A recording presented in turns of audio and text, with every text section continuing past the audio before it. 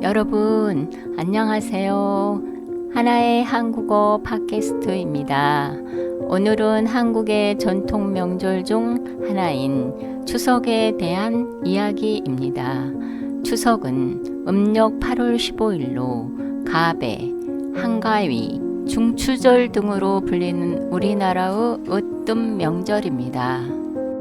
금년은 양력 9월 17일이며 추석 하루 전과 다음 날을 포함하여 3일간 공휴일로 지정되어 있습니다. 이때는 농경을 주로 했던 우리 민족이 봄에서 여름 동안 가꾼 곡식과 과일 등을 수확하는 계절이고, 또한 1년 중 가장 큰 보름달을 맞이하여 즐겁고 마음이 풍족하였습니다. 여름처럼 덥지도 않고 겨울처럼 춥지도 않아서 살기에 가장 알맞는 계절이므로 속담에 더도 말고 덜도 말고 한가위만큼만 일하는 말이 생긴 것이기도 해요. 추석을 명절로 삼은 것은 이미 삼국시대 초기이었으니 삼국사기에 의하면 신라 제3대 유리왕 때 도반우 부녀자를 두 패로 나누어 왕녀가 각기 거느리고 7월 15일부터 8월 한가위 날까지 한 달 동안 두레삼 상기를 하였다고 합니다. 마지막 날에 심사를 해서 진 편이 이긴 편에게 한턱을 내고 희소곡을 부르며 놀았다고 해요. 오랜 전통이 있는 추석 명절에는 여러 가지 행사와 놀이가 세시풍속으로 전승되고 있어요. 추석이 되면 조속으로 기후가 쌀쌀하여지므로 사람들은 여름옷에서 가을옷으로 갈아입고요. 추석에 입는 새 옷을 추석빔이라고 하는데, 옛날 머슴을 두고 농사 짓는 가정에서는 머슴들까지도 추석 때에는 새로 옷을 한 벌씩 해주었다고 하네요. 추석날 아침 일찍 일어나 첫 번째 일은 차례를 지내는 일입니다. 주부에 의해서 수일 전부터 미리 준비한 재물을 차려놓고 차례를 지내요. 이때 설날과는 달리 흰 떡국 대신 햅쌀로 밥을 짓고 햅쌀로 술을 빚고 햇곡식으로 송편을 만들어 차례를 지내는 것이 상례입니다. 가을 수확을 하며 햇곡식을 조상에게 먼저 천신한 다음에 사람이 먹는데, 추석 차례가 천신을 겸하게 되는 수도 있어요. 여기서 천신이란 철을 따라 새로 난 과실이나 농산물을 신에게 먼저 올리는 것을 뜻해요. 차례가 끝나면 차례에 올렸던 음식으로 온 가족이 음복을 합니다. 음복이란 차례나 제사를 지내고 난 뒤에 술이나 음식과 같은 제수를 나누어 먹는 것을 의미해요. 아침 식사를 마치고 조상의 산소에 가서 성묘를 하는데, 추석에 앞서 낫을 갈아 가지고 산소에 가서 풀을 깎는 벌초를 합니다. 여름 동안 자란 풀이 무성하고 시들어 산불이라도 나면 무덤이 타게 되므로 미리 풀을 베어주는 것이에요.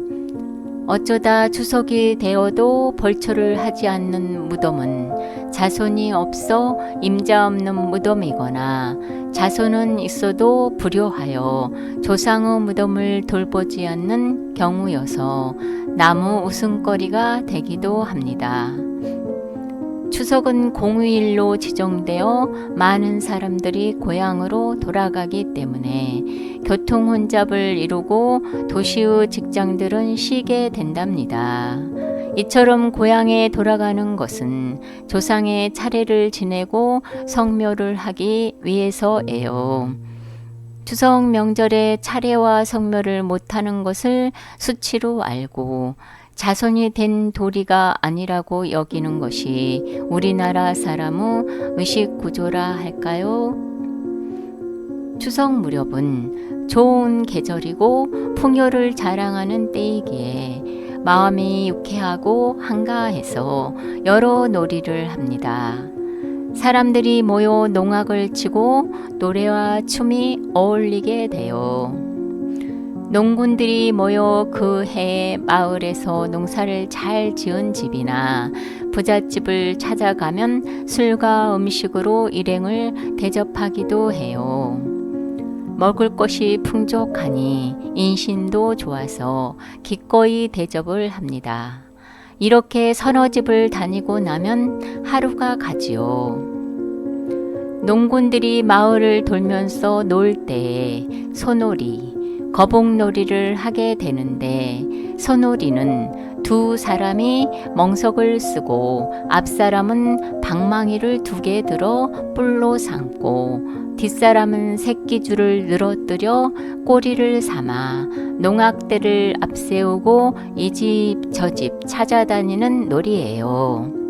일행을 맞이하는 집에서는 많은 음식을 차려 대접합니다. 마당에서 술상을 벌이고 풍물을 치고 춤을 추면서 한때를 즐겼다고 하네요.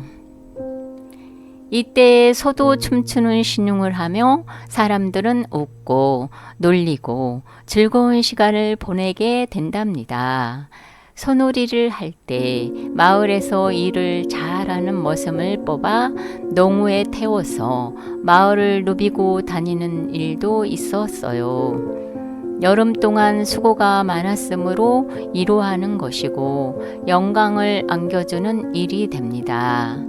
상머슴으로 뽑히면 일을 잘하였기 때문에 다음 해에 많은 세경을 받게 돼요. 거북놀이는 두 사람이 둥근 멍석을 쓰고 앉아 머리와 꼬리를 만들어 거북이 신용을 하고 느린 걸음으로 움직입니다. 사람들이 거북이를 앞세우고 큰 집을 찾아가 바다에서 거북이가 왔는데 목이 마르다면서 음식을 청하고 들어가면 주인은 음식을 내어 일행을 대접했어요. 한 집에서 잘 먹고 난 다음 다른 집을 찾아갑니다. 이때 얻은 음식을 가난해서 추석 음식을 마련하지 못한 사람에게 나누어 주는 일도 있어 협동과 공생의 의식을 보이기도 하였어요. 소놀이와 거북놀이는 충청도, 경기도 등에 전승되고 있습니다. 또 마을 사람들은 모여 줄다리기도 하였어요. 한 마을에서 편을 가르거나 몇 개의 마을이 편을 짜서 하거나 또는 남녀로 편을 갈라서 하는 일도 있습니다. 주루 크기나 편의 규모는 일정하지 않고 많을 때에는 수천 명에서 작을 때는 수십 명이 모여서 하는 수가 있으나 집단을 이루며 주루 큰 것은 줄 위에 올라 앉으며 발이 땅에 닿지 않을 정도로 큰 경우도 있어요. 큰 줄을 만들려면 볏짚이 많이 필요하므로 각 집에서 집단을 제공하고 수천 단을 들여서 만드는 일도 있습니다. 줄다리기의 승부는 한 해 농사의 풍흉을 점치는 농경의례의 하나로 여겨 암줄이 이기면 풍년이 드는 것으로 해석되고 있어요. 줄다리기는 정월 대보름에 주로 하지만 추석 때와 단오날에 하는 곳도 있어요. 흰깨나 쓰는 사람들은 씨름판을 벌이는데 어린이들은 아기 씨름을 하고 장정들은 어른 씨름을 한답니다. 잔디밭이나 백사장에서 구경꾼에 둘러싸여 힘겨루기를 겨루게 돼요. 씨름에서 마지막 승리한 사람에게는 장사라 부르고 상으로 광목, 쌀, 한가마 또는 송아지를 주었어요. 궁사들은 활쏘기도 합니다. 사정에 모여 일정한 거리에 관역을 만들어 놓고 활을 쏘아 관역을 맞추는 경기지요. 활쏘기는 상무 정신을 그르게 하고 심신을 단련하게 하는 운동이기도 합니다. 마음을 통일시키지 못하면 관역을 맞출 수가 없기에 호흡을 가다듬고 침착하게 쏘아야 해요. 여러 궁사들이 줄을 서서 차례로 쏘아 관역에 맞으면 지화자 노래를 부르면서 격려하고 축하를 해줍니다. 전라남도 서남 해안 지방에서는 부녀자들이 강강술래 놀이를 즐겨요. 추석날 저녁 설거지를 마치고 달이 솟을 무렵 젊은 부녀자들이 넓은 마당이나 잔디밭에 모여 손과 손을 잡고 둥글게 온을 그리면서 노래를 부르고 뛰고 춤을 춥니다. 노래는 처음에 진양조로 느리게 부르다가 차츰 빨라져서 나중에는 마구 뛰게 돼요.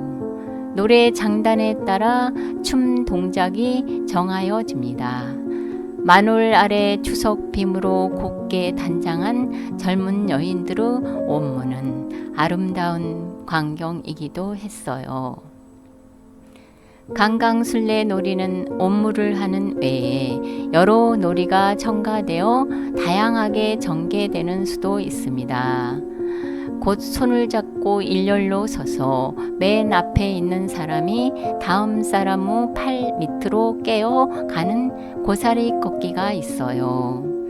또 일렬로 서서 맨 끝에 있는 사람이 맨 앞에 있는 사람을 중심으로 큰 온을 그리면서 멍석을 말듯이 몇 번이고 도는 대로 한 덩어리로 뭉치게 되는 덕성놀이.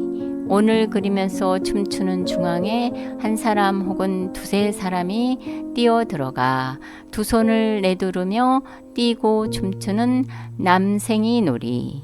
두 사람이 서로 손을 잡고 마주서서 문을 만들면 다른 사람들이 일렬로 서서 앞 사람의 허리를 잡고 문 밑을 빠져나가는 문 열기 등 여러 가지 놀이가 행해졌어요.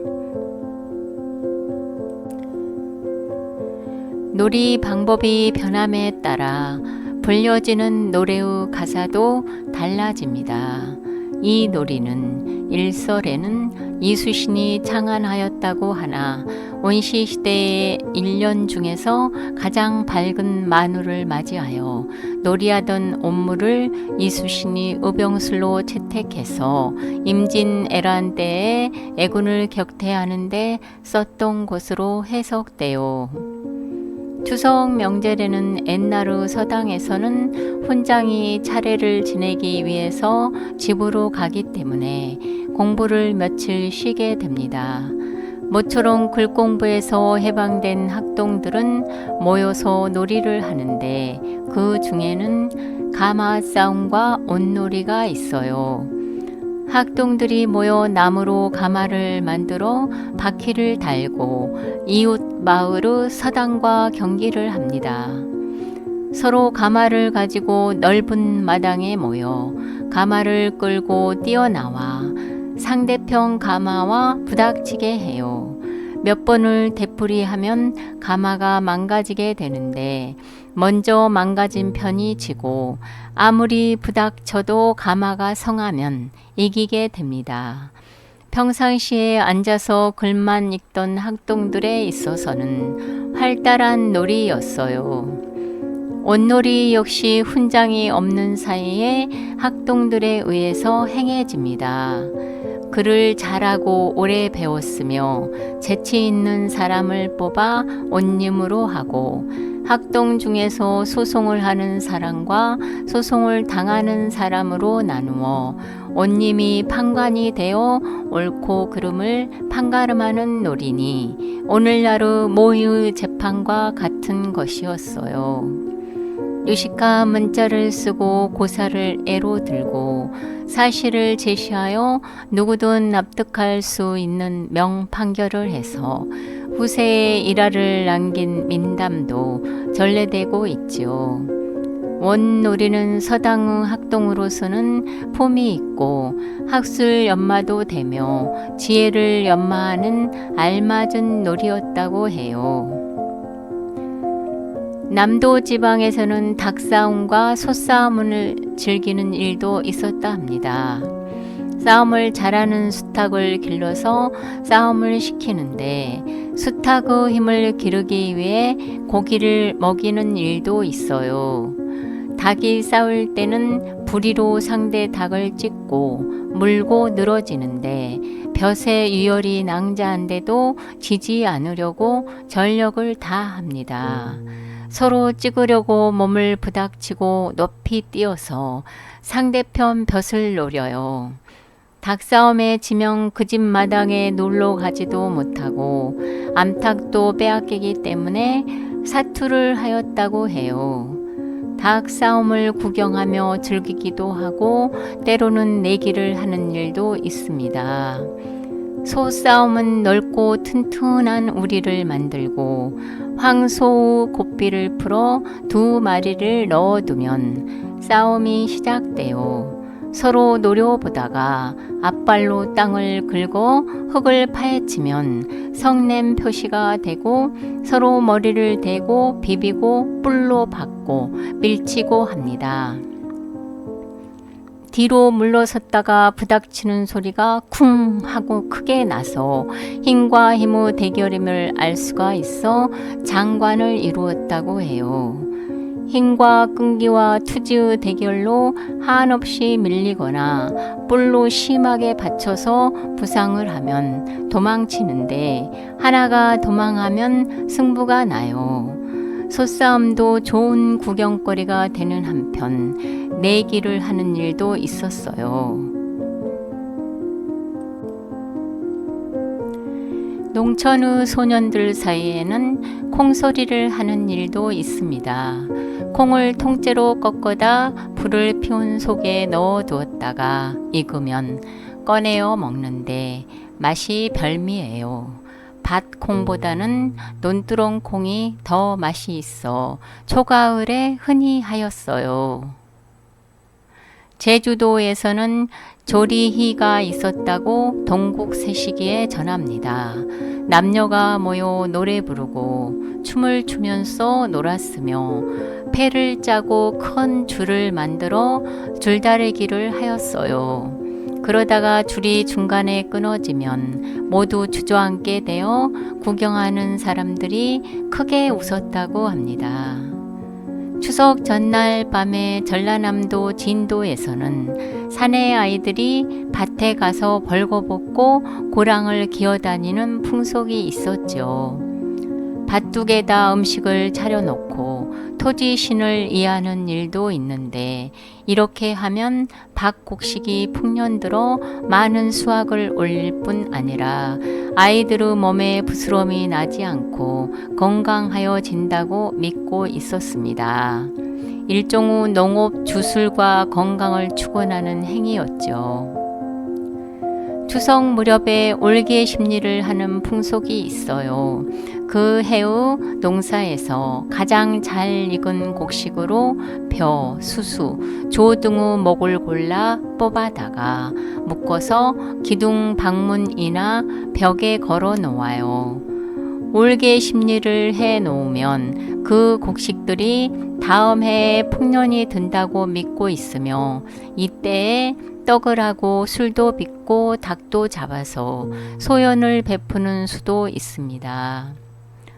올개 심리를 하였던 곡식목은 무슨 일이 있어도 먹지를 않으며 다음 해에 종자로 쓰거나 다음 해에 새로 올개 심리를 할 때에 찧어서 밥이나 떡을 해서 조상의 사당에 천신하기도 했어요. 부엌의 부뚜막에는 조왕이 자정한 것으로 알려져 있는데 조왕은 불을 담당하고 재산을 담당하기도 하였어요. 속설의 조왕은 섣달 25닷새 날에 하늘에 올라가 옥황상제에게 1년 동안 집안에서 있었던 일을 보고하고 금음날에 제자리로 돌아온다고 합니다. 각 가정에서는 조왕을 모시기 위하여 사발에 물을 떠서 밥솥 뒤쪽에 놓아두고 위하는데 특히 추석날에는 조왕을 위하여 정화수를 갈아 주었어요. 부지런하고 신앙심이 두터운 아낙네는 매일 물을 갈아 놓는 일도 있고 초하루와 보름날 2번 갈아 주는 집도 있습니다. 추석을 전후해서 핵곡식이 나오면 장독대에 정한 짚을 깔고 떡, 미역국, 무나물, 배추나물, 고기, 탕을 차려놓고 비는데 이를 성주 모시기라 하였어요. 방에 차려놓는 일도 있고 또는 장독대에 차려놓고 빈 다음 방으로 옮겨서 다시 빌기도 하였답니다. 성주는 가신 중에서 어른에 속하고 주인의 명복과 관계가 있어 소중하게 모셨어요. 그 밖에 추석날의 일기를 보아 여러 가지로 점을 쳤어요. 추석날은 일기가 청명해서 밝아야 좋아요. 비가 내리면 흉년이 든다고 해서 불길한 징조로 삼았어요. 밤에 구름이 끼어 달빛을 볼 수가 없으면 보리와 메밀이 흉년이 들고 토끼는 포태를 못해서 번식을 못하고 개구리가 새끼를 까지 못한다고 전하여집니다. 추석날 밤에 흰 구름이 많이 떠서 여름에 보리를 베어서 늘어놓은 것처럼 벌어져 있으면 농작물이 풍년이 들지만 구름덩이가 많거나 구름이 한 점도 없으면 그 해의 보리 농사는 흉년이 들 징조라고 해석을 했어요. 경상남도 지방에서는 8월에 들어 창문을 바르지 않는데 특히 추석을 전후해서 문을 바르지 않았다고 해요. 여름철에는 문이 찢어져 있으면 바람이 들어와서 시원하기 때문에 그냥 두었다가 7월에는 일단 창호지로 문을 바릅니다. 그러나 8월 달에 들어와서는 찢어진 문구멍을 새로 바르는 것이 금기로 되어 있어요. 금기를 어기면 도적을 맞는 일이 생기고 집안에 우환이 들끓게 된다고 전합니다. 그래서 찬바람이 들어와도 그냥 두었다가 9월에 들어서야 문을 바릅니다. 추석에는 시절에 맞는 여러 음식이 있습니다. 차례를 지내기 위해서 음식을 준비하는데 설날의 음식과 별 차이는 없어요. 다만 추수 계절이라 핵곡식으로 밥, 떡, 술을 만들었어요. 철이 이르면 추석 차례에 핵곡식을 쓸 수가 있고 철이 늦으면 덜 익은 벼를 베어서 찌은 다음 말렸다가 방아를 찧어서 햅쌀을 만들어 씁니다. 어떻든 추석 차례에 대비해서 농사를 지어요. 햅쌀로 밥을 지으면 맛이 새롭고 기름기가 있으며 떡도 맛이 있습니다. 추석떡으로는 송편을 빼놓을 수가 없지요. 올벼로 만든 송편이라 해서 올벼 송편이라는 말이 생기기도 했습니다. 송편 속에도 콩, 팥, 밤, 대추 등을 넣는데 모두 핵것으로 하였어요. 모두 핵곡식이기 때문에 더욱 맛이 있습니다. 열 나흘날 저녁 밝은 달을 보면서 가족들이 모여 송편을 만듭니다. 송편을 예쁘게 만들면 예쁜 배우자를 만나게 되고 잘못 만들면 못생긴 배우자를 만나게 된다고 해서 처녀 총각들은 예쁘게 만들려고 솜씨를 보였어요. 또 태중인 부인이 태아가 아들인지 딸인지 궁금할 때에는 송편 속에 바늘이나 솔잎을 가로 넣고 찐 다음 한쪽을 깨물어서 바늘의 귀쪽이나 솔잎에 붙은 곳을 깨물면 딸을 낳고 바늘의 뾰족한 곳이나 솔잎의 끝쪽을 깨물면 아들을 낳을 징조라고 점을 치는 일도 있었어요. 제사를 지내려면 술이 꼭 있어야 하는데 추석술은 백주라고 하여 햅쌀로 뱉기 때문에 신도주라 이름하였습니다. 술을 많이 준비하여야만 이웃 사이에 서로 청하여 나누어 마시고 소놀이패, 거북놀이패들이 찾아왔을 때 일행을 후하게 대접할 수가 있었어요. 남성의 접빈객은 첫째가 술인 만큼 술을 넉넉히 마련하였답니다. 우리네 잔치에는 술만 풍족하면 되었어요. 흔히 환갑, 장례, 명절 때에는 손님 중에 술에 취해서 몇 사람쯤 쓰러져 있으면 그 집 잔치 잘 하였다고 할 만큼 술은 손님 대접에 있어 없어서는 안 되었어요. 추석 되면 풍년도 짐작되기 때문에 인심 이후에서 술 대접을 서로 하게 되었습니다. 추석에는 환기를 빼놓을 수가 없죠. 봄에 깬 병아리를 기르며 추석 때에는 성숙해서 잡아먹게 알맞았어요. 명절에 맞추어 길렀다가 추석에 잡아서 쓰게 됩니다. 또 옛날에는 명절에 어른에게 선사하는데 닭을 많이 썼어요. 친정에 근친하는 딸이 닭이나 달걀 꾸러미를 가지고 갔으며 경사가 있을 때에도 닭을 선사하였으며 반가운 손님이 찾아오면 손쉬운 닭을 잡아 대접하였어요. 사이가 오면 장모가 씨암탉을 잡아 대접하는 것이 그 예이죠. 추석에 백주와 한개는 좋은 술과 안주였습니다. 가을 과일로는 감, 밤, 대추, 호두, 은행, 모가 등이 전례의 것이고 요즘에는 사과와 배가 첨가되었어요. 밤, 대추, 곶감은 제물로 필수이어서 가을에 알밤을 말려두었다가 썼어요. 추석 때의 풋밤은 제상에도 오르거니와 밥과 송편에도 넣고 단자를 만들기도 하였습니다. 대추는 단맛이 있어 여러모로 쓰였고 약식에도 넣었으며 약으로 쓰이기도 하였죠. 호두, 은행은 값이 비싸므로 두었다가 정월 대보름날 불엄에 쓰기도 했어요. 모가는 약으로 쓰거나 차로 쓰이고 술로 담그기도 하였습니다. 녹두, 나물과 토랑국도 미각을 돋우는 절식의 일종이고요.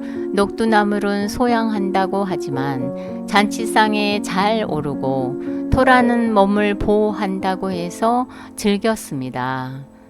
추석 되면 농가도 잠시 한가하고 인심도 풍부한 때이므로 며느리에게 말미를 주어 친정에 근친을 가게 해요. 떡을 하고 술병을 들고 닭이나 달걀 꾸러미를 들고 친정에 근친을 가서 혈육과 해포를 푸는 기회를 가집니다. 근친을 갈 수가 없는 경우에는 밤보기를 하는데 이는 친정과 미리 통문을 해서 친정과 시집 중간의 경치 좋은 곳을 정하여 딸은 친정 어머니가 즐기는 음식을 마련하고 친정 어머니는 딸이 좋아하는 음식을 마련해서 서로 만나는 것이었죠. 이것을 중노해견 또는 중노보기, 반보기라고 하였습니다. 전라남도 강진 지방에서는 한 마을의 부녀자들이 집단으로 음식을 마련하여 경치 좋은 곳에 가서 하루를 놀고 즐기는 것을 반복이라 부르기도 하였습니다. 추석은 1년 중 가장 큰 만우를 맞이하는 다루 명절로서 농경 민족으로서 수확의 계절을 맞이하여 풍년을 축하, 감사하며 조상에게 천신하고 성묘하여 추원 보본을 하였고 명절의 기쁨에 넘쳐 여러 가지 놀이가 있어 사람의 마음을 더욱 즐겁게 하였으며 신을 섬기고 풍흉을 전복하였습니다. 풍부한 음식을 서로 교환해서 후한 인심을 보였고 농한기를 이용해서 놀이하고 근친하는 즐거움이 있었죠. 추원 보본은 조상의 덕을 추모하여 자기의 근본을 잊지 않고 제사를 지내며 은혜를 갚음을 말합니다. 추석은 농경 생활에서 추수감사와 조상에 보은하며 먹을 것이 넉넉함에 만족하여 온갖 놀이로 즐기는 명절로 전승되었으나 공업 생산 시대에 들어와 그 절실함이 감소되긴 했어요. 그러나 아직도 추석 기성은 여전하며 풍요에 감사하고 조상의 추원 보본하는 추석의 원래의 뜻을 계승하는 것이 바람직하지 않을까요? 이상으로 한국의 명절 중 으뜸인 추석 한가위에 대한 이야기였습니다. 여러분 밝은 보름달처럼 마음이 풍성한 한가위 보내시고 언제나 즐거운 날이길 기원할게요.